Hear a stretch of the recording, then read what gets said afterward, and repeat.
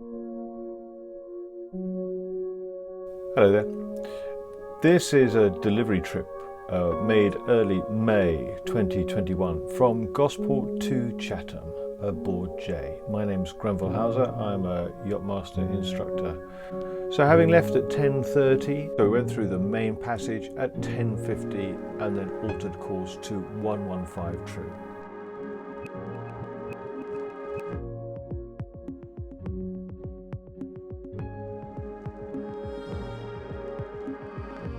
Across the bay, past Langston Harbour and the entrance to Chichester.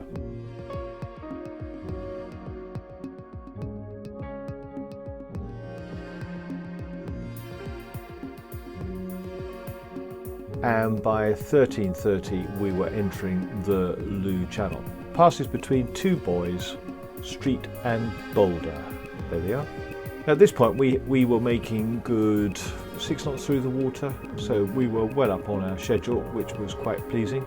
And then we bore away for 090 for a little bit, and then we kept on. We went to about 085 to go north of the Rampion wind farm. Once you get past Rampion, in the distance you can start to see Beachy Head, that nice buff head of it, plus to the left of it, to the west of it, you can see the Seven Sisters rising, and they're quite distinct. So on our passage we gradually gained Beachy Head, and as we did so the wind got lighter and lighter and lighter. In the end we had to do some motor sailing.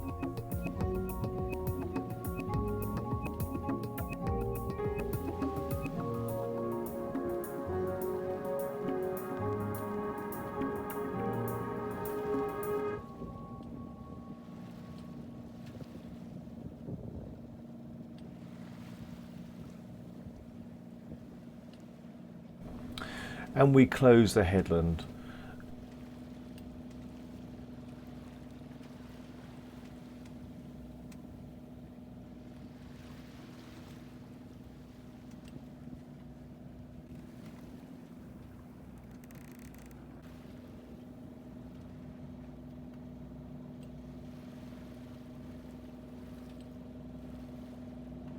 There's Beachy Head Lighthouse flashing away, Group 2 every 20 seconds. So you're making for the pierhead, which is marked by a Group 4 red flashing light. You'll see that from quite a long way off. That'll bring you down to the safe watermark. At the safe watermark, you need to call up Sovereign Harbour on channel 17 and talk to the marina and also the lock keeper. From the safe watermark, you come in on a directional sector light on about 260, and that brings you through the pierheads.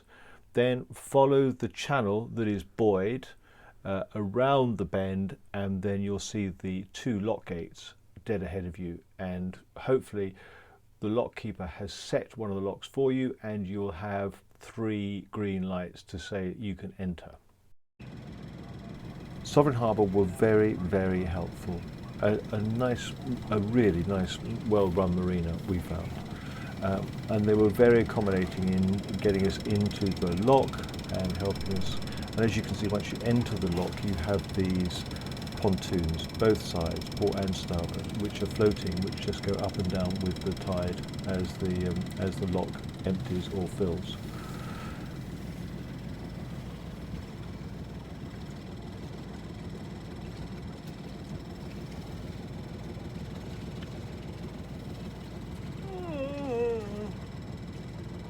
So once locked through, we then tied up in Delta 08 opposite Eastbourne lifeboat.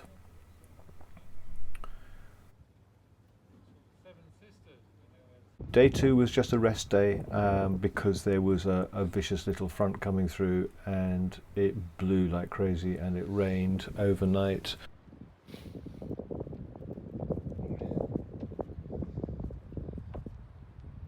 This is just me walking back down towards the harbour office.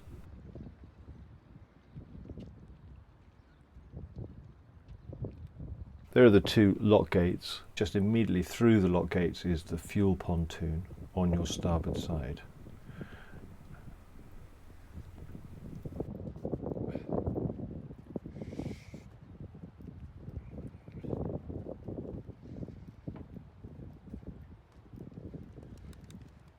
This is the shoreside facilities, which were very good and clean and extremely well maintained.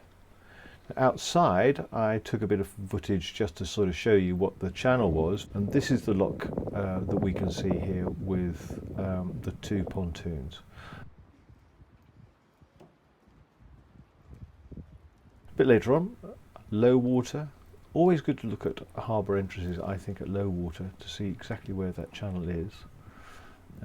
There's the dredger sitting on the bottom, and you can see that the deepest water is close to the starboard side. This is the directional sector light. Now just panning round to see the entrance.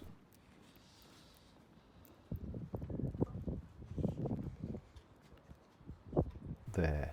In the distance, that breaking wave on the left, that is the wreck that is just to the north of the entrance channel. In the distance you can see the safe watermark. During daylight hours you'll also see the Martello Tower, which sits immediately to the south of the entrance, which is quite visible. And that's the Royal Sovereign Lighthouse in the distance. So day 3 dawned. We set off through the lock at 4:30. This is us just a little bit further on once we got daylight.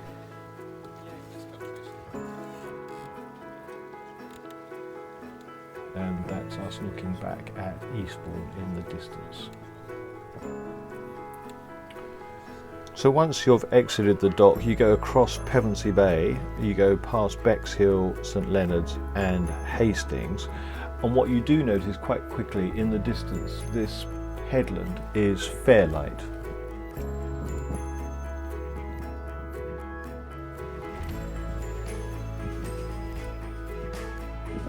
Once you pass Fairlight, but in the distance you start seeing these two blocks poke out. And the closer you get to it, you realise that that's the nuclear power station at the end of Dungeness.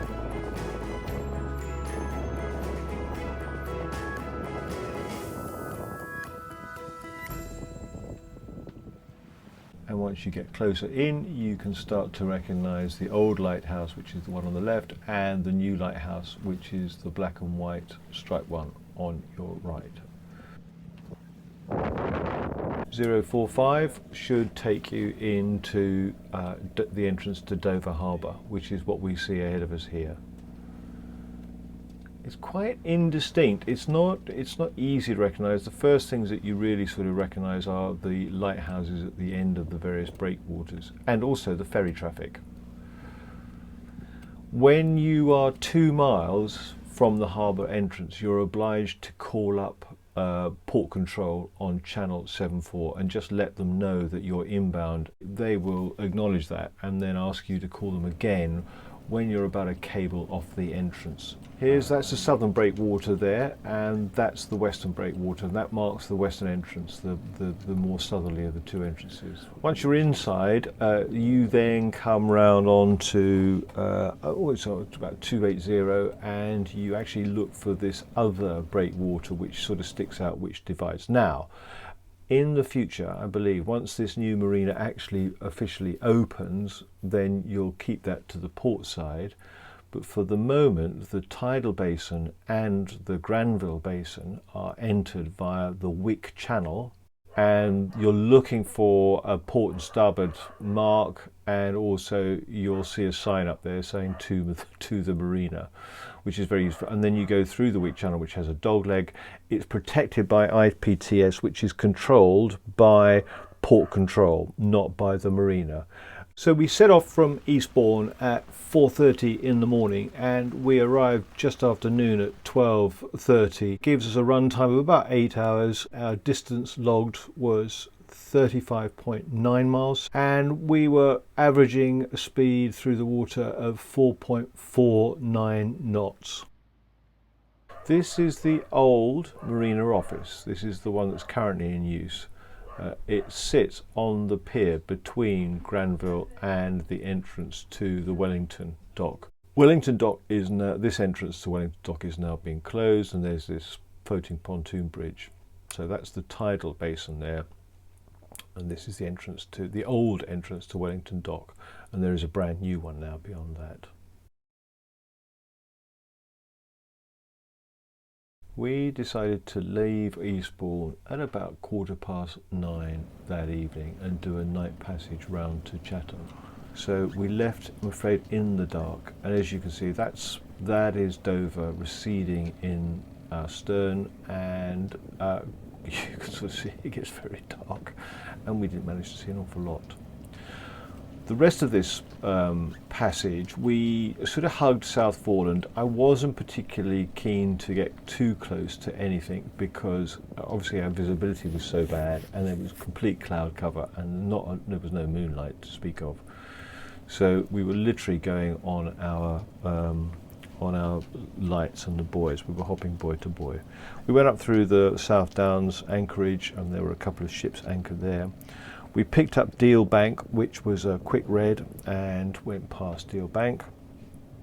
From there we altered course more ever so slightly round to starboard, and we picked up the South Cardinal Mark at Goodwin Fork and Downs. That's the first of the gates. And note Downs is a group 2 flashing red lateral mark. We altered course slightly more to starboard, and very soon we were able to pick up the West Goodwin light, which is a flashing green every 5 seconds, and then on the port side, South Break, which is a group 3. So basically the grouping of the lights on the port side goes group 2, group 3, group 4. So from there, alter course even more. So we're coming around onto like Z2040. But again, to be honest with you, you're going to pick up the lights first. And there's a West Cardinal Mark, and the Cardinal Marks are really easy to pick up. And then we go up the rest of the Gulfstream channel, and we pick up Gulfstream and North Goodwin. And again, Gulfstream is a quick red. They're quite bright. From Gulfstream, I was then able to pick up the South Cardinal, Romeo Alpha, and we went for that and passed that on our starboard side. I didn't see East Break at all. It could have been that was extinguished at the time. And beyond that, we picked up Broadstairs Knoll, which was flashing red every 2.5 seconds. The North Foreland light is the really big, powerful Group 5 flashing lighthouse. You can see that miles and miles away. There you go, the white sector. It's a 19 miles nominal range. It is very, very bright. So then we closed North Foreland. Again, I didn't want to go too far inshore, so we went round Longnose, which was easy to pick up, and then started heading to the west into Margate Roads, and then dropped down into the Gore Channel. Once we got into the Gore Channel, underneath southeast Margate, which is an easterly cardinal, we started pushing tide, and therefore our speed, which had been 8 knots over the ground coming up through the Downs, dropped away to more like 3.5, 4 knots. So we go past South Margate, and then we made down the Copperas Channel to Copperas Buoy itself, which is a quick green. From there, we the owner had plotted in a course on his plotter to take us further north up to the Kentish Flats Wind Farm and towards Lattice. So we went quite close to them before turning west again, and we went down to Spile Buoy, which is a green every 2.5 seconds. Then across the fairly even bottomed the Cant, and we went outside mid-Cant and then down to pick up the West Cant Buoy at the beginning of the channel, the Medway River. Then from there we branched across to get to the other side, to the west side, which is the preferred channel for small boat traffic, and we stayed over on the west side from there on in. Came around the corner. The things you do pick up on are the forts, the sort of Palmerston forts that are fairly numerous in the river. These include Darnetness, and opposite there, Who Fort. And there's Who Fort there. And come round into Gillingham Reach. So I quite like the Medway. It was quite industrial, where the history starts, but then after that, there's a romance to it. It gets very flat and quite marshy, and well, I liked it very much. I'd like to go back.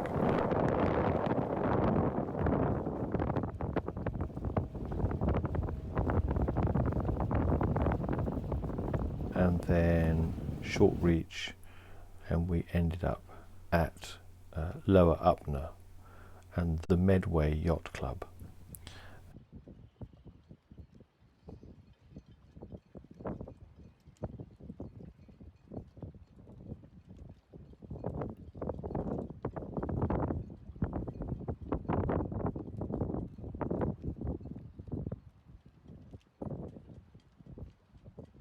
In the background, that's Upnor Castle.